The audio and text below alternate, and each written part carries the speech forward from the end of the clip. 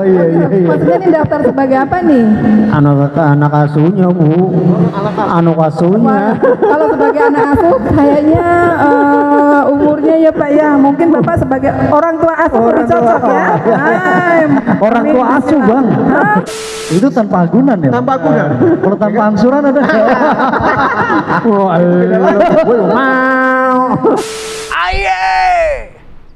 Respon dari gulung dengan silakan besar kembangnya zaman. Tas Petra ini salah satu Umum. Udah lebih dari setengah. Bu Yusi sehat Bu? Alhamdulillah.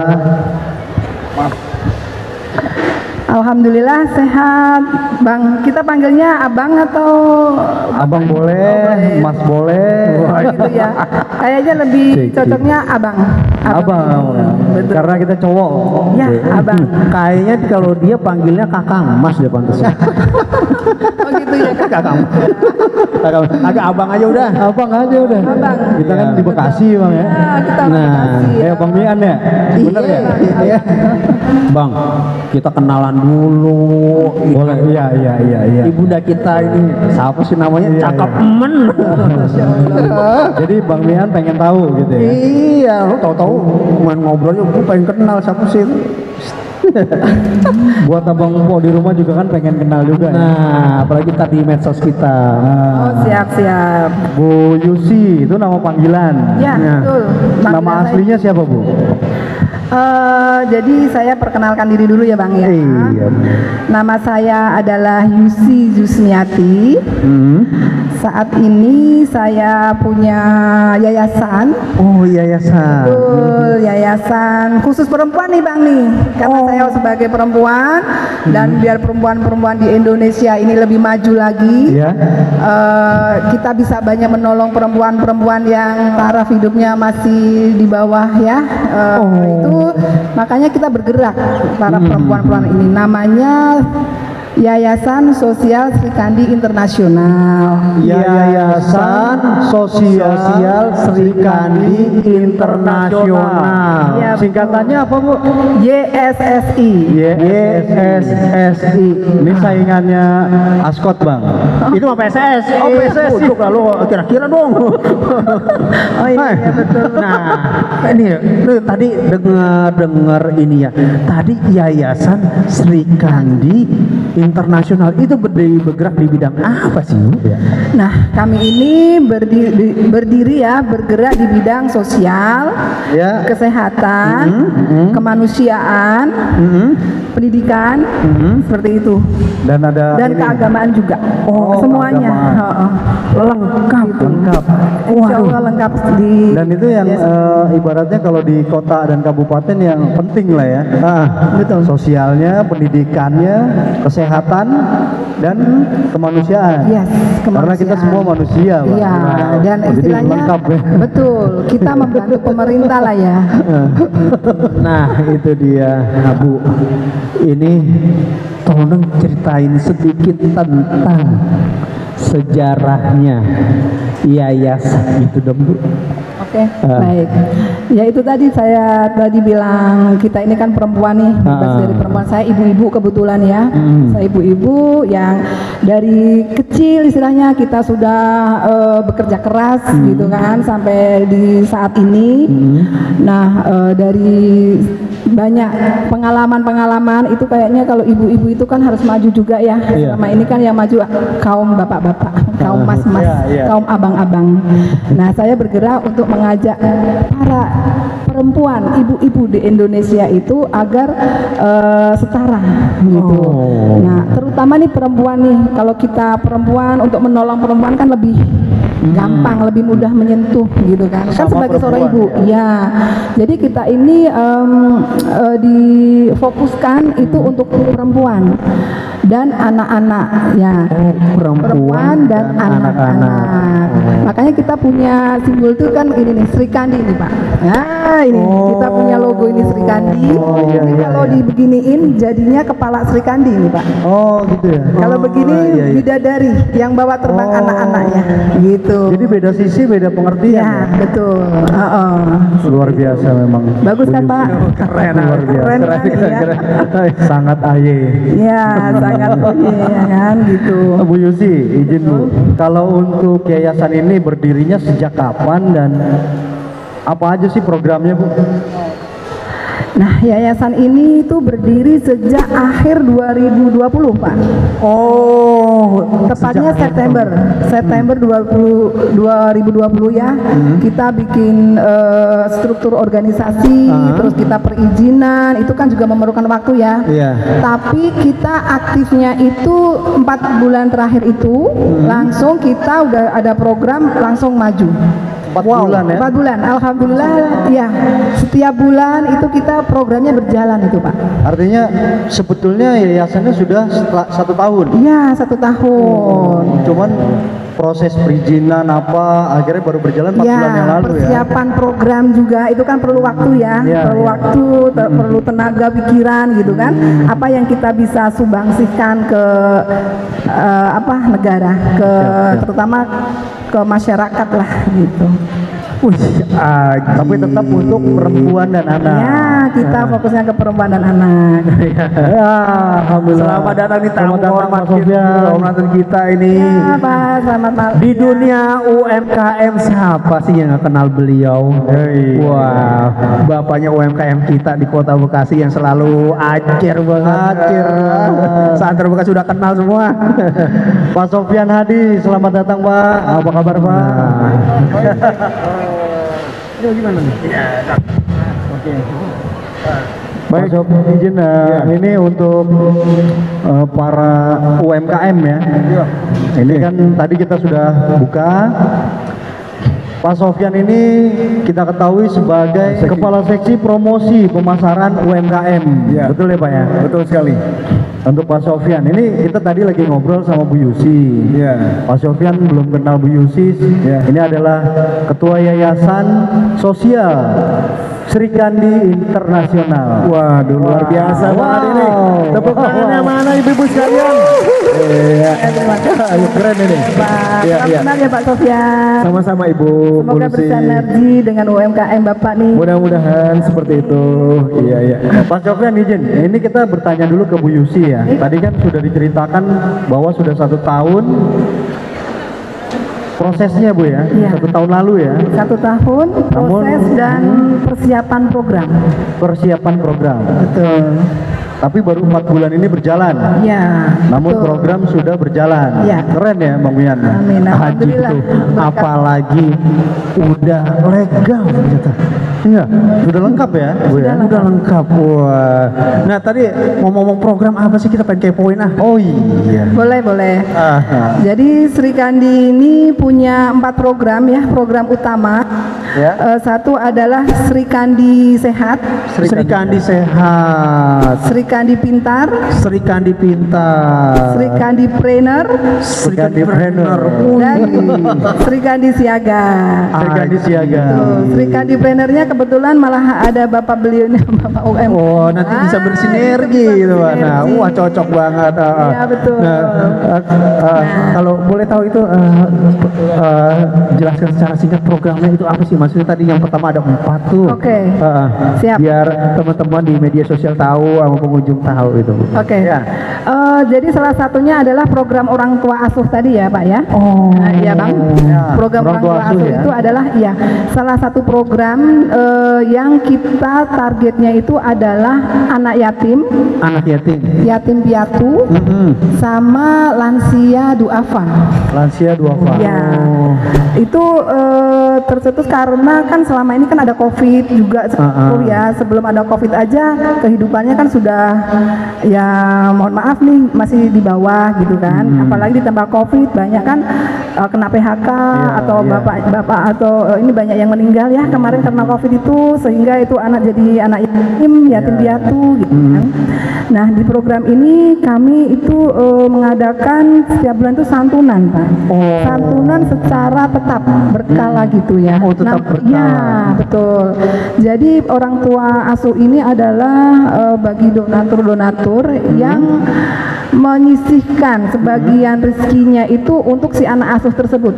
Tiap bulan mereka transfer. Tiap bulan. Ya, jadi yayasan kami ini yang menyalurkan gitu. Yang menyalurkan. Ya, jadi dari orang tua asuh ini kan ada 4 ya. Kriterianya itu adalah free school itu anak balita itu dapat santunan 150.000 tiap bulan. Wow. Terus SD, tingkat SD itu 250. 250. Ya. Tingkat SMP 350, tingkat SMA 400.000. Itu tiap bulan alhamdulillah kita selalu menyalurkan. Seperti itu. Berarti saya kagak termasuk saya mau daftar, saya yatim juga. Kira mau daftar. Oh iya. Maksudnya ini daftar sebagai apa nih? Anak asuhnya, Bu. Anak asuhnya. Wah, kalau sebagai anak asuh kayaknya umurnya ya Pak ya, mungkin Bapak sebagai orang tua asuh lebih cocok ya. Orang tua asuh, Bang. Betul. Gue baru daftar, soalnya ibunya cantik. Jadi mau jadi anak asuhnya. Iya, jadi anak asuhnya aja dah. Cari gak kedimoyan dulu. Ini emang maafin ya, emang kadang-kadang begitu kadang-kadang. Betul. Kalau berarti nilainya untuk penerima ya, itu beda ya tiap sekolahnya ya, tingkat sekolahnya berarti. Ya, tingkat umur dan sekolah ya. Dan di yayasan kami ini Pak, itu sangat transparan banget. Misalkan abang ini jadi orang tua asuh, itu ada namanya anak bapak itu, misalkan saya mau 4 deh. Nah, itu ada tuh A, B, C, D. Nah, nanti bapak itu donasinya bapak itu akan dari bapak. Dari Pak Nugi. Jadi terima kasih. Kalau orang sini bilang danta gitu ya. Kalau orang sini danta apa Pak? Danta jelas banget. Oh ya. Masya Allah. Ya, bahasa Bekasinya danta. Jelas. Ya danta banget itu. Iya. Danta jelas banget. Betul. Kalau Mbak Sofir udah nggak kasih lagi. Jadi transparan ya. Transparan banget. Dan anak-anak ini Pak, itu namanya anak yatim itu jangan anak yatim kasihan, tapi kita gali. Anak yatim itu tetap bahagia loh, gitu. Punya potensi loh. Ayo kita gali potensinya gitu kan. Jadi dan mereka itu ada bikin jenis kayak biografi atau ada juga yang bikin video testimoni ya kayak.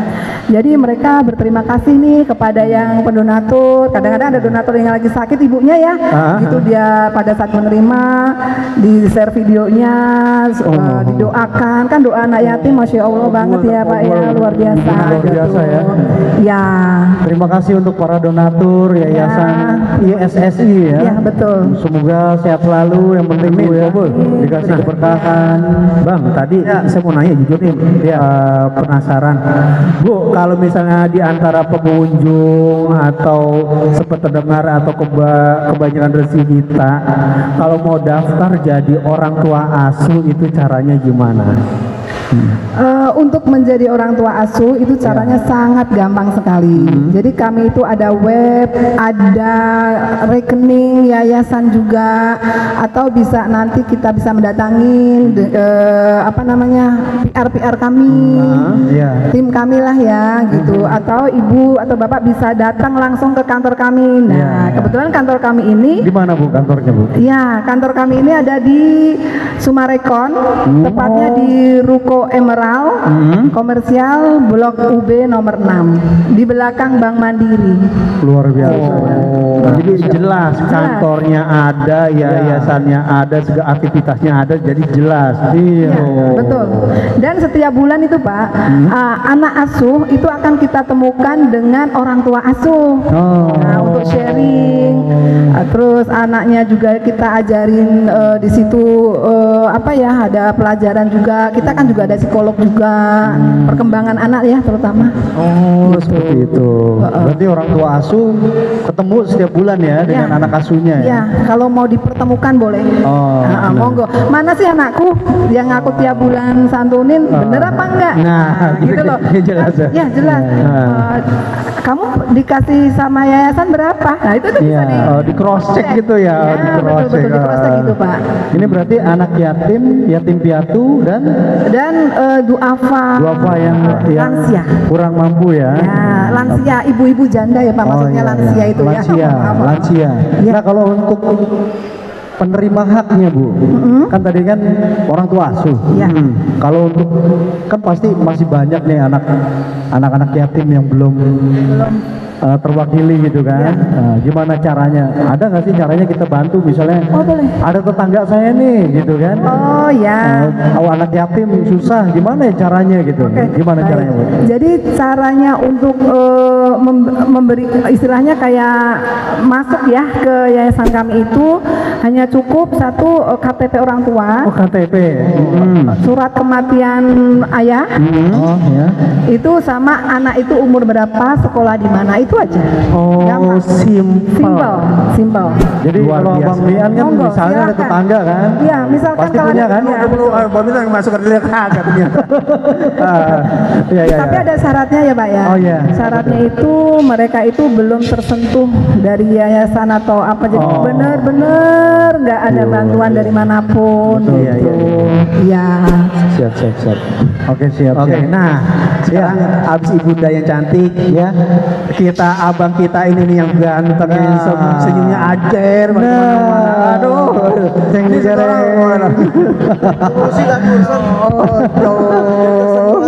nah, Anak asuh itu. aduh, bisa langsung luar biasa. Siapa sih di dunia UMKM yang kenal beliau Bapak ini luar biasa, yang udah berusaha keras memajukan, mempromosikan UMKM Kota Bekasi. Inilah berkat beliau. Pak Orang buat Sofyan. Jadi sangat UMKM berarti ya. Tugas ibadah ini. Iya. Tugas ibadah. Pak Sofyan sehat ya? Ditanya lagi nih. Sehat Bang. Sehat. Nah ini manggil Bang kali ya, orang Iya. masih. Oh iya. Nah, boleh. Kayak Bang kita masih muda Bang. Iya, masih muda. Bakso Bang Sofian. Iya, bakso. Bang Sofyan ini kan nih dunia UMKM mulai menggeliat. Ini pasti dong usaha Bang Sofyan dan kawan-kawan. Ini nih apa target atau apa sih ini program Pak Sofyan sekarang ini kita mau kepoin walaupun teman-teman UMKM udah pada tahu, yang pengunjung mall juga pengen tahu nih. Jadi begini, kalau kita bicara UMKM yang ada di Kota Bekasi, kita bicara data dulu. Ya, berapa sih banyak data UMKM yang ada di Kota Bekasi? Berapa banyak sih UMKM yang ada di Kota Bekasi? Kalau berdasarkan usulan BPUM akhir Desember 2020 itu kita jumlahnya hampir 153.000. Wow, 153.000 UMKM yang ada di Kota Bekasi. Di Kota Bayangin Bekasi. coba, ya kan? Artinya apa?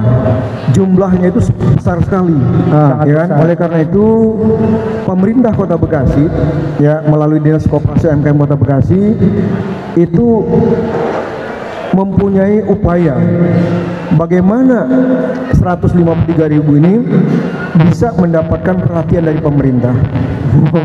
Ya, bagaimana caranya? Nah, jadi sekarang ini upaya yang kita lakukan untuk meningkatkan kemampuan mereka sebagai pelaku usaha itu secara profesional, ada langkah-langkah yang kita berikan fasilitas untuk UMKM yang ada di Kota Bekasi. UMKM yang ada di Kota Bekasi ini itu memang sekarang ini berada di penggiat usaha. Salah satunya adalah IPMI. IPMI ya salah satunya. IPMI ini kan sebuah organisasi yang bergerak dalam bidang usaha dan punya anggota yang cukup banyak. Nah, sebagai anggota mereka itu juga bagian daripada anggota kita. Karena apa?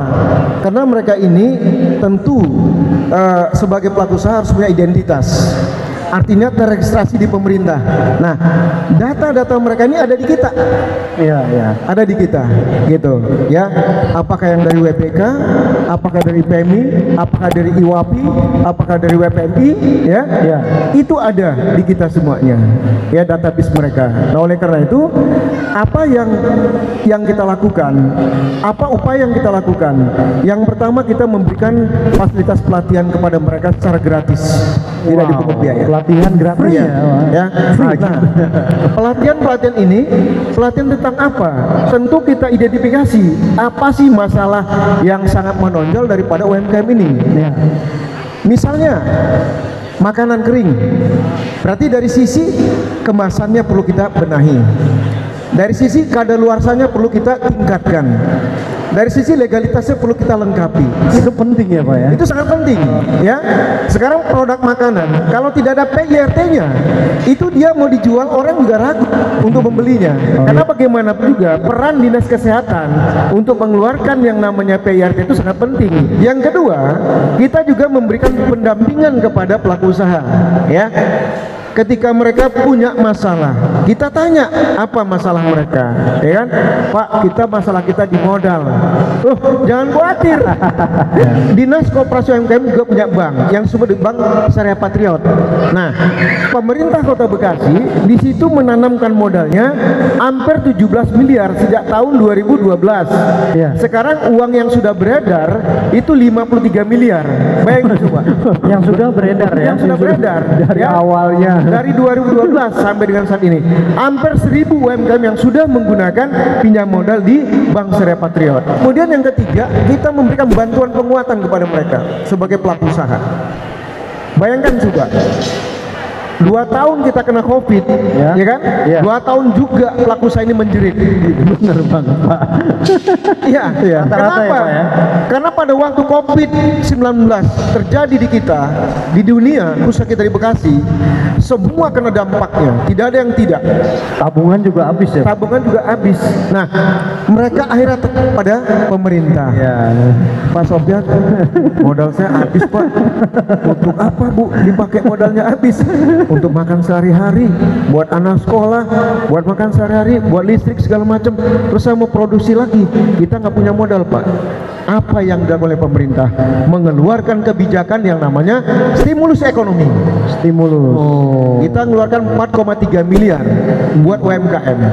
Iya. Satu UMKM kita berikan pinjaman 15 juta tanpa ada anggunan sama sekali. Haji 15 juta tanpa agunan. Iya.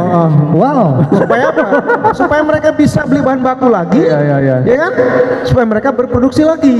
Itu tanpa agunan ya. Tanpa agunan. Kalau tanpa angsuran ada. Jadi ada salah satu pelaku usaha kita yang sudah berhasil, yang namanya Bu Deda. Bu Deda ini adalah seorang pelaku usaha fashion, ya. Nah, jadi dia kalau jualan itu cuma buat 3 bulan, dia jualan buat makan 1 tahun. Jadi hasilnya jualannya itu untungnya sangat luar biasa sekali, gitu, ya. Jadi perlu kita tiru itu, ya.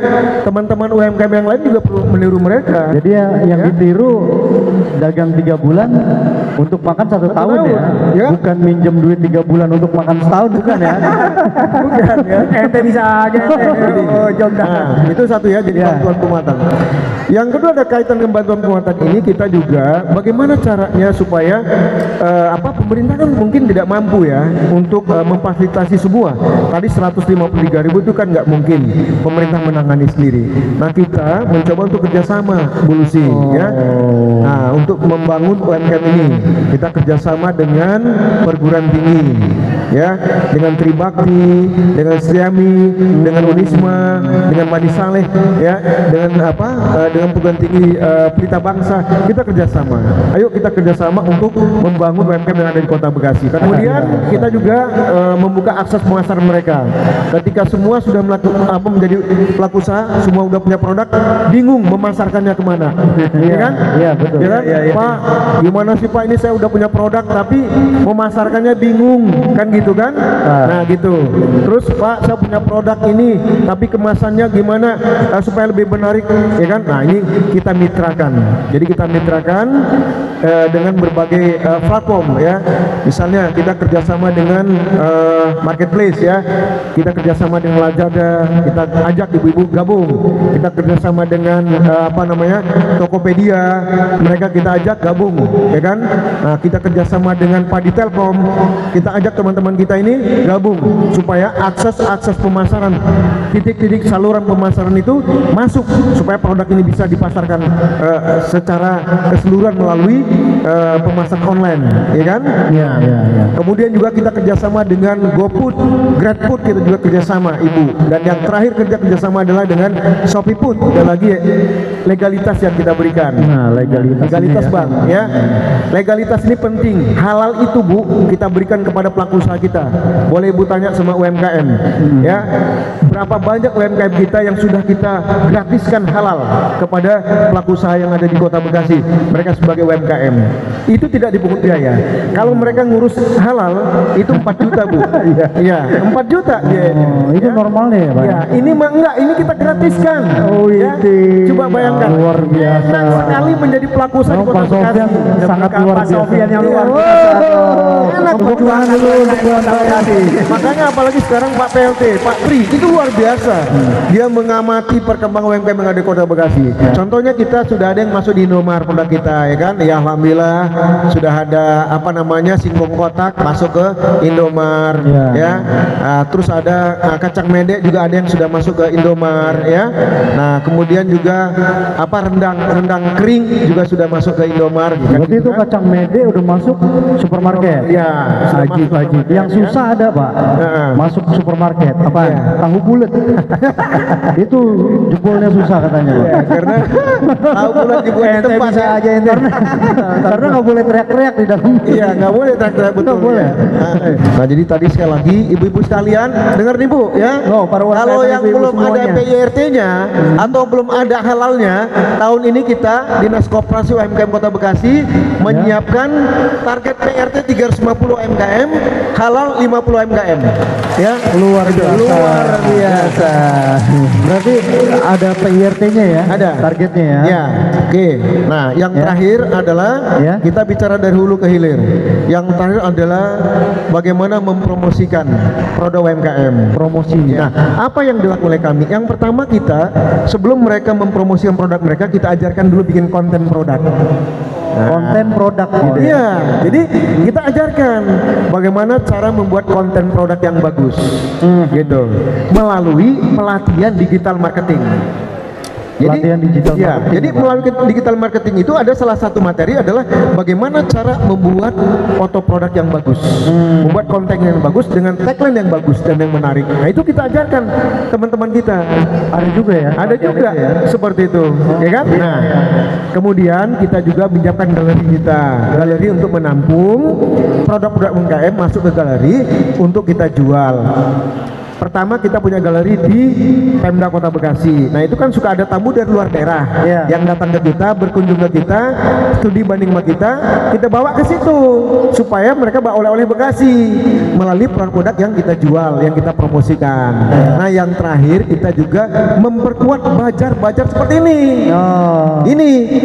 Inilah yang dibutuhkan UMKM. Yang bazar, bazar dan bazar. Nah kita nanti ada bazar terbesar di Kota Bekasi yang disebut Bazar Ramadan yang kita laksanakan tanggal 19 dan 20 April 2022 ini di Kecamatan Bekasi Barat, tepatnya di Kelurahan Kota Baru di RW 19. Bazar Ramadan ya. Luar biasa Bang, ternyata panitia udah ngasih kode, udah kelar. Habis. Terima kasih banyak ini buat juga dari Yayasan Serikandi Sosial Internasional. Apalagi satu pertanyaan lagi, harapan dan saran buat para pengunjung. Satu pertanyaan lagi, 3 menit. Oke, harapan untuk para ibu-ibu, para pengunjung, khususnya untuk ibu-ibu UMKM. Walaupun kita ini bukan generasi milenial, mungkin generasi ibu-ibu, tetap kita jangan gaptek ibu-ibu. Ya, betul. Oke, terima kasih. Nah, untuk Mbak B sendiri nih ya. Nah, kalau untuk saya gini, harapan saya ke depan adalah naik kelasnya UMKM kita. Yang terpenting ada 4 indikator kalau mau naik kelas. Pertama adalah terintegrasi dengan industri. Yang kedua, pemasarannya melalui digital. Yang ketiga, harus banyak inovasi terhadap produk mereka. Gitu. Yang keempat, ekspor. Empat ini dipenuhi, insya Allah naik kelas. Amin. Jadi Bekasi kuat, UMKM kuat, Bekasi juga keren. Seperti itu. Terima kasih banyak atas waktunya. Ini kita ada yel-yel dulu, semangat UMKM juga. Oh gitu. Teriakan AY bareng-bareng.